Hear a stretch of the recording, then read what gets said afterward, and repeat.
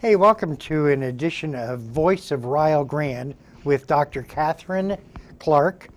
She asked me to fill in today, in which we're going to be talking with Jeanne Jindra and Dan Rowbotham about Welsh and about some of the Christmas traditions. So stay tuned.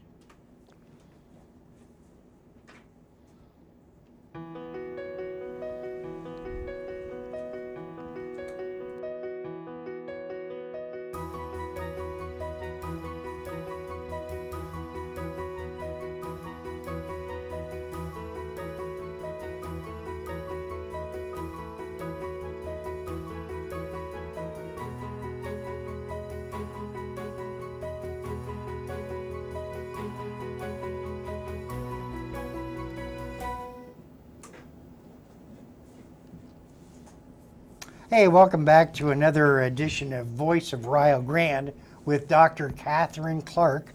Dr. Catherine Clark is the interim president at the University of Rio Grande Community College. And due to unfortunate set of circumstances, she's not able to attend, so asked if I would attend. And today we have a really great group of individuals. When I say group, I'm talking about two individuals. Jeanne Jindra. Jeanne is the director of the Madog Welsh Studies here at the University of Rio Grande Community College, and a student intern who is from Wales, excuse me.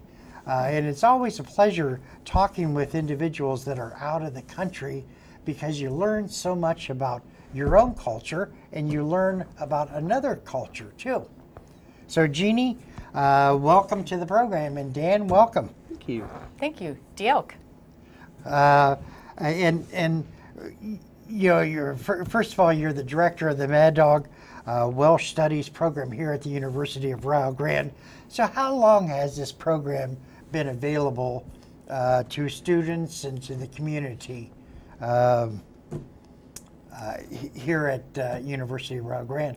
Well, let me give a little background, Patrick. In 1996, there were a couple of Welsh Studies Institutes held on Rio's campus, and there were a lot of people in the community that were interested in their Welsh heritage. So Dr.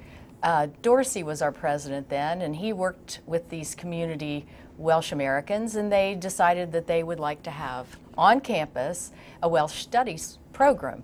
So it was developed in 1997, and I am the 5th director of the program, and we have moved. We've been in Wood Hall before, and now we are in the Elizabeth Davis House on the edge of campus. Ah, very good. Hey, and I know I've had an opportunity to look at some of the different programs that you have, and one of the neat programs that you have is bringing students from Wales over here, as well as jointly sending some of the students at the University of Rio Grande to Wales. We now have 2 students from Rio at Swansea campus of Trinity St. David, and they'll be coming home the 15th of December, but we have got Emma Lyles and Anna King, who are both fine arts students, and they've been in Swansea on the arts campus for 3 months, and I know they've had a fabulous time. Oh, I bet they We've have. kept in touch with them. I know they will want to come home for Christmas, but they won't want to leave Wales. I understand. Or maybe they'll get a chance to go back there.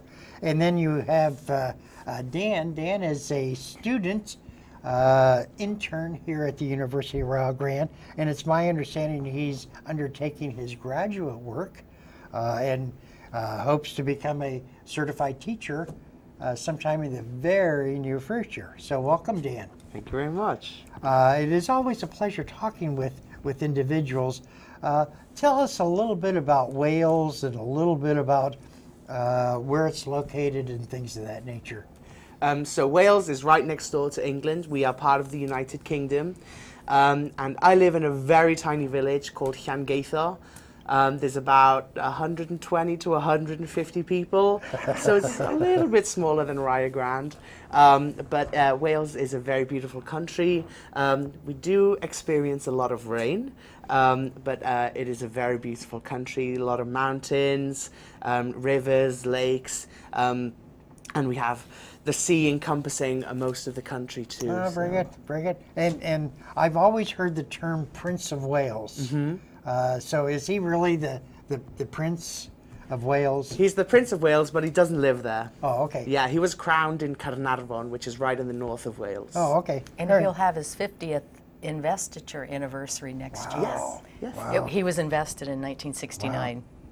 And I know that you've had an opportunity to, since January, for about a year, living in the United States. Tell us a little bit about some of your experiences. Have they been really unique, or are they just a part of your educational program? I've had a really good time here so far, not just with my studies, but with the internship, and I've also been able to go a little bit further, and I've done some traveling too. And there's some differences, there's some similarities, but it's been a wonderful experience in learning about your culture, but also learning a lot about my culture as part of the role too. Have you found the food, there's a lot of differences in the food, or is it pretty much the same thing? It's kind of the same thing. Maybe you guys use a little more salt and sugar than we do. But I have found some things like sauerkraut and ranch dressing and Wendy's. Not so easily found over in Wales. So you're hoping that Wendy's will consider coming over to Wales? You know, a branch in my local town wouldn't be a bad idea. And I know, Jeannie, that you've gone over to Wales several times. Have you noticed any uniqueness about their food? Oh, I do think what Dan said about salt and sugar is probably true. We oversalt and oversugar everything.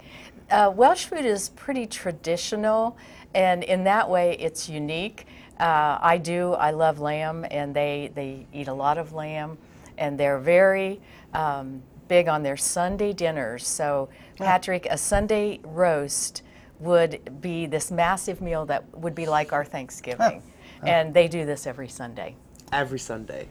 That is fantastic. You know, nothing greater than to have a family sit around for sure. for a nice meal and enjoy the company. And, you know, that's something that I wish more and more households in America would do. Absolutely. And I know that since Christmas is coming up, you have some traditions that you do over in Wales, etc., and you brought some pictures. And, you know, in the particular pictures, etc., is Christmas over there, of course, it's a celebration of the birth of Christ, Jesus Christ.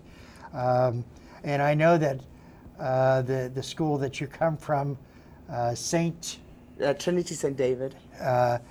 What religion is that? So Christian. Christian.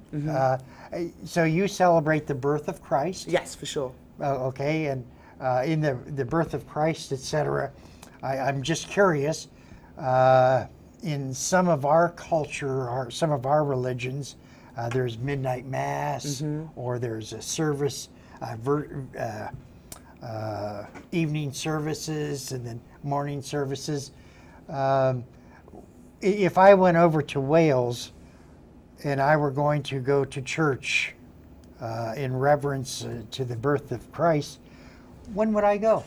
It would depend on your denomination. So the midnight mass tends to be more within the Catholic population, but for my church and the churches nearby me, it tends to be like a 9 a.m. or a 10 a.m. service on the day of Christmas. Oh, okay. But it also does depend on what day Christmas falls, because very often, if it's, for example, if Christmas Day is on the Monday, maybe they'll do like an evening service on the Sunday, especially for it. But we do a lot of services within our Sunday schools and schools to kind of set out the nativity, And we still follow Advent, like the lighting of the candle okay. every Sunday. So, I mean, the religious aspect is really important in Wales, like very similar to what we do see around here in regards to like Advent and different things. But going to church around Christmas is a big thing, like Chris Dengel services and type like that. That's interesting. I know that many families that go to church, etc., either in the evening prior, the eve, will then open up their Christmas gifts. Do you have Christmas gifts that you open up also? My family don't do that on the Christmas Eve. We keep opening the gifts to Christmas Day. We have a lot of birthdays in my house around Christmas, so we have to keep them to those days. So you still believe in Santa Claus? Well, yeah. What do you mean? Yeah, Santa Claus. He comes to the house. When on I was Christmas growing Eve. up, Santa Claus used to come round at about 7 p.m. and knock on all the Oh, all the really? doors of the houses with kids in the village. Huh. Yeah, He does that here in our country too. Yeah, that's interesting. Mike was showing another picture. We're talking with Mike Thompson. He's the director of the Instructional Design and Media Services, and he was able to put together many pictures that were sent over. So what are we looking at? So this is a traditional a dragon. A dragon is, the red dragon is a symbol of Wales, and on it says Nadolig Llawen, which means Merry Christmas. Oh, okay. And is this a Christmas bulb Yes. that you put on the tree? And so in America we have Christmas trees in which we hang bulbs and lights and tinsel, etc. Is it pretty much the same thing? It is the same, but what I really like about America is that the bulbs you can buy in different places and they mean different things. In the UK and Wales, it's not so much that you can just pop to a store because you're visiting somewhere and be able to buy one. I love the fact that people can fill their Christmas trees with mementos of where they've been and what they've done. My family had at one time, when my parents were alive, they had candle holders, and I didn't realize until I was old enough that that's how they used to light the trees with candles, and they had little candle holders that you could put on there. And there were many fires. Many fires, yes. But that was interesting. So what are we looking at here? So you're looking at one of Wales's many castles. We have around 654 castles, Wow. I believe, in Wales. I have not been to all of them, but I do have some favorites. I can't tell where this one is. I want to say it's Caernarfon, but I don't think it is. If it was Caernarfon, that would be where Prince Charles was crowned. Oh, okay. But we're looking at a Christmas fair, so we have a lot of Christmas fairs I see. around this time of year where people can buy the homemade crafts and support local vendors and visit Santa Claus and different things. So they tend to be a very community-orientated event with Christmas carols being sung or brass bands playing, and most villages or schools hold them and charge a little bit to raise money, for example, for the local community hall or the local school. But they're really fun events to be going to. Now, you're saying that there were 650 plus castles. And when were these castles usually built? Oh, now you're asking a question. I can't answer. Well, I mean, during the medieval times or Oh, prior yeah, to that? and before that, yeah.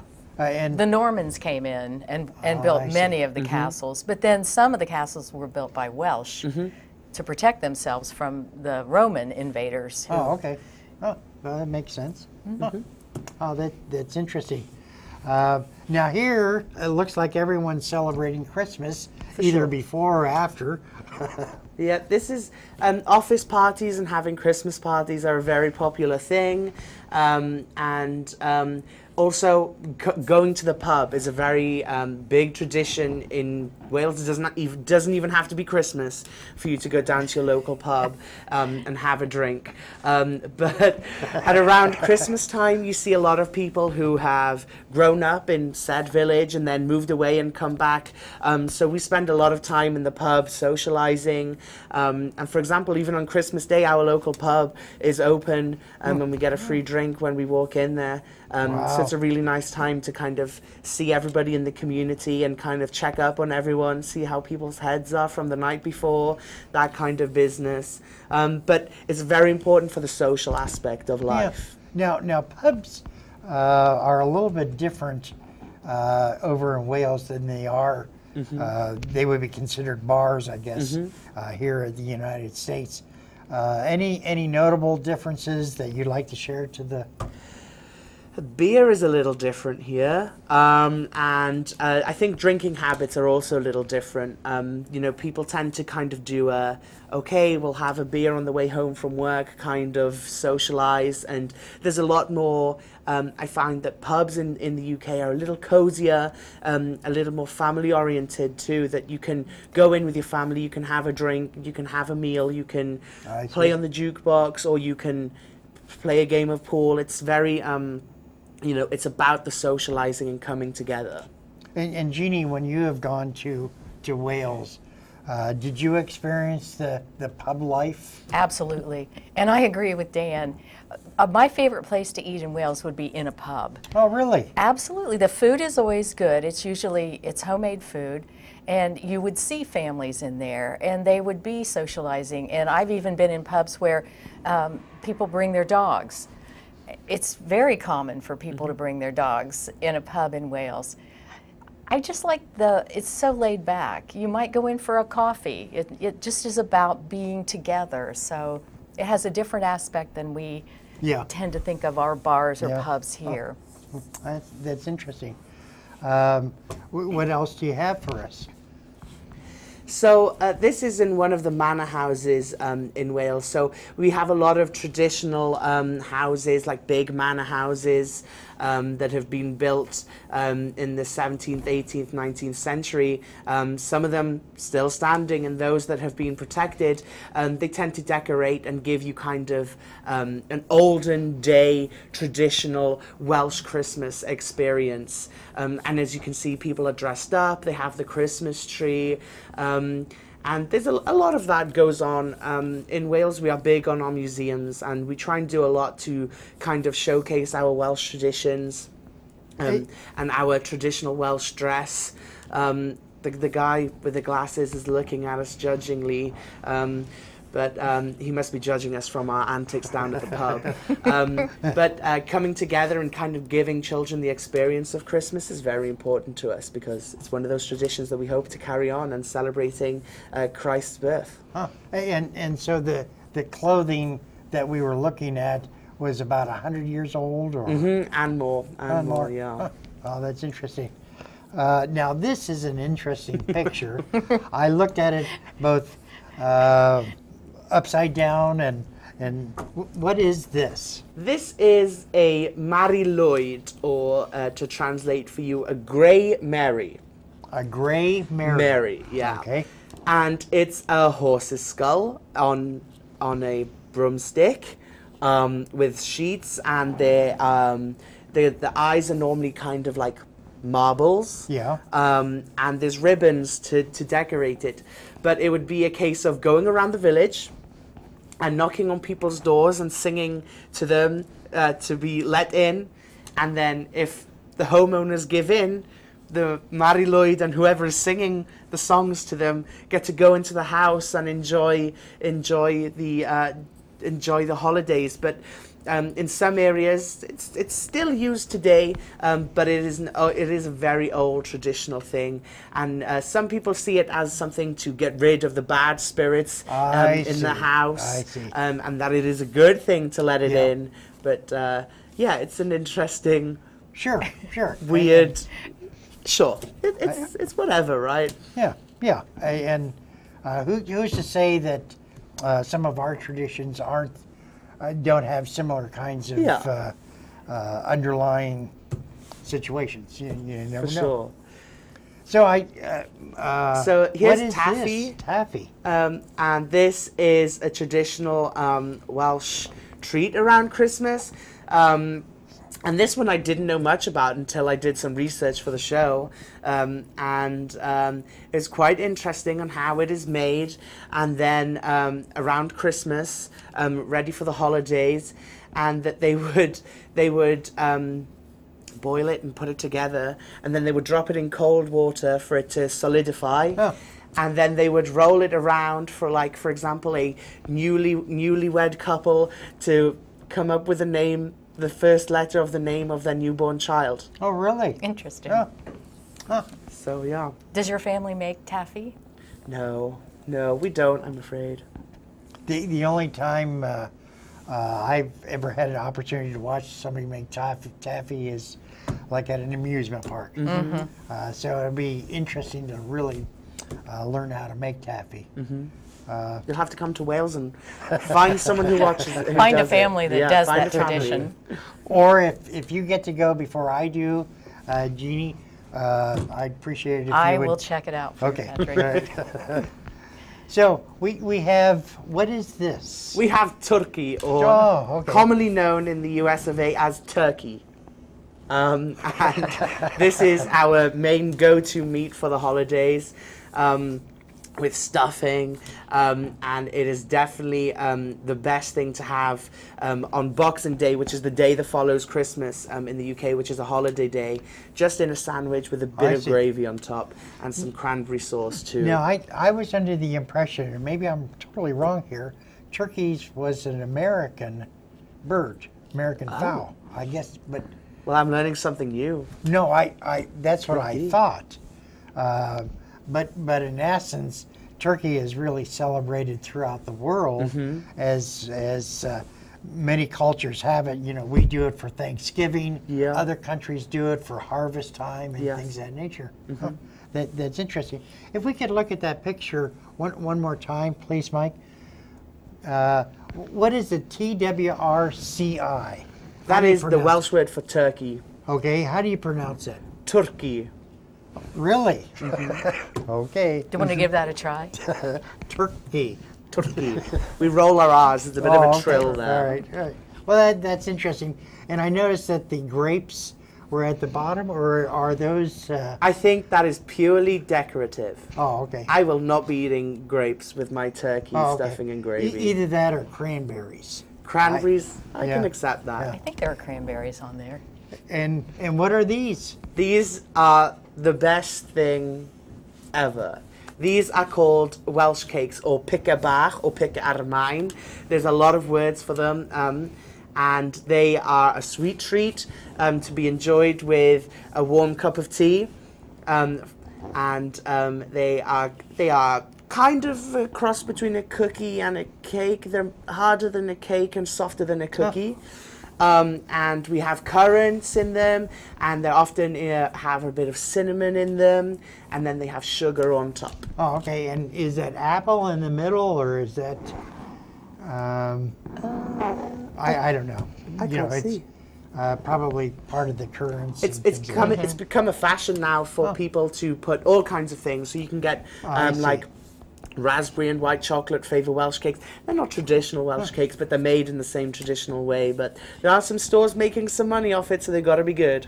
Yeah, I But guess not so. the things that your mangi would make. Oh no, my grandmother would never make anything that is not those. So have any families decided to resell some of these, repackage them to the United States? They should. That's a moneymaker. Huh. For sure. Well, there you have it. Get in touch with Jeannie and Dan for additional information. We'll give you recipes. So what are we looking at here? Well, last Sunday, the Welsh American Heritage Museum held the annual Advent Carol Sing, and we had a great turnout. I'll let Dan tell you about the entertainment, but one of our board members, Vicki Powell, she is Mrs. Claus every year, and she dressed up as Mrs. Claus to read a story to the audience, and she chose one of the Oak Hill Chorus singers to help her. It was very really good. cute. Dan, tell them about the rest of the program. So we also had Lucy Coley-Jones, who lives here in Rio. She's a Rio graduate, and she sang a couple of songs, one Christmas song and one called Siogan, which is a beautiful Welsh lullaby and one of my favourite songs. And we also had the Oak Hill High School Chorus. Ah, very good. And it was great to have them part of this event. And I actually got to go into school and teach them some Welsh too, so that they could sing with us. And they sang In the Bleak Midwinter and Tylynau Aur y Nef, and they did a wonderful job on the Welsh language business. We have a couple of difficult letters, some and noises, and they did a wonderful job. We had a wonderful day, and then we stayed into the evening and participated in the Oak Hill Village tree lighting, and there was a really good spirit of, there's a lot of Welsh Americans that live in Oak Hill, and I really do think that it's a great close-knit community. Oh, that's interesting. And is there one more picture, or do we? And That's our Christmas tree That's at our the Welsh Christmas. Museum, and Ah, we very good. decorated it with Welsh dragons. A Welsh dragon. And by any chance, can you share any information about the Welsh dragon, or do you want people to come into the Madog facilities and learn about the? Well, they can always come and visit us, but if you are in Rio, you see the Welsh dragon as it's been adopted around the village on the flag posts. And the story of the red dragon is apparently it beat the white dragon, and England got the white dragon and Wales got the red dragon. see. And all I see. know is that the red dragon always has to face away from England. That's the only thing I've been taught about. Or the back of the red dragon. Yes. Faces toward. Yes, that's it. And now, you know, for individuals to look at Wales, from what I understand, it has a rich history. And the history also, with the tradition, combines some of the programs at Wales and University of Rio Grande. And if you wanted to learn more about the tradition and different things of that nature, come and see Jeanne Jindra down at the Madog Welsh Studies program at the University of Rio Grande. Thank you. We're located on 325, Route 325, and the corner of Lake Drive, the road that goes up to the elementary school. We're here 8 to 5, Monday through Friday, and we would love to have any group come in, any person doing research, or if you just want to find out more about Wales or Welsh heritage. Well, I learned a lot. You know, I really appreciate your coming in and sharing the different traditions of Christmas, and I look forward to stopping by again and seeing all the different things that you have to offer. On behalf of Dr. Clark, Dan, I want to thank you very much for being a student, being an intern, being in the United States. And Jeannie, I want to thank you for all the work that you do with the students here at the University of Rio Grande and at Wales. So for Dr. Clark, I'm Patrick Dengel. I want to thank all of you for viewing and watching us, and have a good evening.